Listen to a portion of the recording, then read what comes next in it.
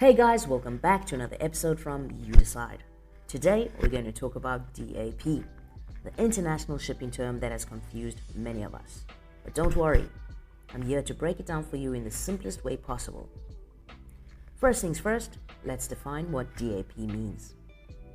DAP basically means delivered at place. It's an Incoterm that specifies that the seller is responsible for delivering the goods to a named place. This is usually the buyer's premises or a nearby port. It's important to note that the seller is responsible for all costs and risks associated with getting the goods to that place. Now, let's imagine a scenario where you're buying a cute little llama from Peru, because why not? You've agreed with the seller that they will deliver the llama to your doorstep in New York City using DAP terms.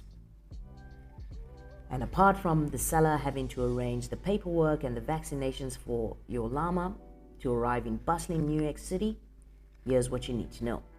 First, the seller will be responsible for all costs associated with getting the llama from Peru to your doorstep. This includes transportation, insurance, and any customs duties or taxes. The seller will also be responsible for any risks associated with transporting the llama. If the llama gets lost, sick, damaged, or stolen during transit, it's on the seller to sort it out. From there on, once the llama arrives at your doorstep, it's your responsibility to take care of it.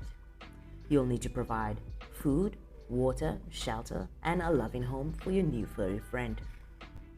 If you're not at home when the llama arrives, you'll need to make arrangements for someone else to accept the delivery on your behalf. But do you really want that? I don't think so. So there you have it, folks. DAP basically means delivered at place, and it's just a fancy way of saying that the seller is responsible for getting the goods to the named place, and you're responsible for taking care of them once they arrive. Easy peasy, right? Now, if you'll excuse me, I need to go brush up on my llama keeping skills. Have a great day.